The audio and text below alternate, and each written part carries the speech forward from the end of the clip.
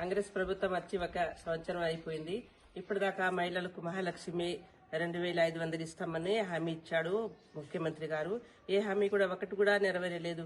కళ్యాణ్ లక్ష్మి 1,00,000 ఇచ్చి 1 తులం బంగారం ఇస్తా అని హామీ ఇచ్చాడు. అయితే అందరు ఓట్లు వేస్తేనే గెలిచిండు కదా ముఖ్యమంత్రి అయిండు సారు. అయితే ఒక్క హామీ కూడా సరిగ్గా ఇస్తలేడు. మాకు రైతు బంధు కూడా సరిగ్గా ఒక్కసారి కూడా రాలేదు. ఇప్పటిదాకా 2 సార్లు వచ్చేది. మేము పండుగలు ఎట్లా చేసుకోవాలా, రైతులు ఎట్లా బతకాలా, రైతులకు రబ్బీ పంటలకు సరిపోయేది.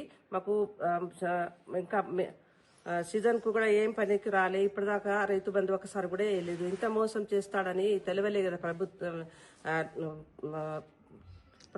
తెలియలే. అందుకోసం ఓట్లు వేసి గెలిచిండు. అయితే ఇంత మోసం చేయొద్దు కదా. అందుకోసం మేము ఇవాళ సంక్రాంతి పండుగ కూడా ఎట్లా చేసుకోవాలి, అందుకోసము కాంగ్రెస్ పార్టీనే ఈ రేవంత్ రెడ్డి గోవిందా అని మేము అన్ని హామీలు 6 హామీలు ఇచ్చిండు. దానికి గోవిందా గోవిందా అని ఈ రోజు మేము నిరసన చేస్తున్నాము. ఇక్కడ ముక్రాకి గ్రామంలో నిరసన చేస్తున్నాము.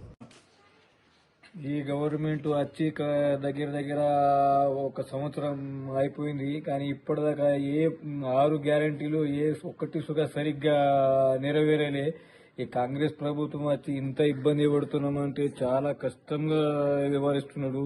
రైతు భరోసా చేయలే, రైతు రుణమాఫీ సరిగ్గా చేయలే, ఆడోళ్లకు 4,000 పెన్షన్ ఇస్తాను కానీ ఇప్పటిదాకా ఇంకా వేయలే. సన్నం బియ్యం డిసెంబర్ 1 నుంచి ఇస్తా అన్నాడు కానీ ఇంకా వేయలేదు. ఇప్పుడు ఉగాది అయినాక ఇస్తా అంటున్నాడు. ఏం గవర్నమెంట్ ఏమో ఇంత అన్యాయంగా వ్యవహరిస్తున్నాడు రేవంత్ రెడ్డి. అసలు ముఖ్యమంత్రికి సరిపోయే వ్యక్తే కాదు. ఇది కాంగ్రెస్ గవర్నమెంట్ అంటే చాలా ఇబ్బందిగా నడుస్తున్నది. అసలు 4,000 కాదు, 10,000 కాదు, 12,000 కానీ, తులం బంగారం కానీ ఎంత హామీలు ఇచ్చి ఒకటి సుగా ఇప్పటిదాకా సరిగ్గా నెరవేరలే. ప్రభుత్వం చూస్తే చాలా ఇష్టంగా గోవిందగా అనిపిస్తున్నది. కాంగ్రెస్ పార్టీ అంటే గోవిందగా నడుస్తున్నారు.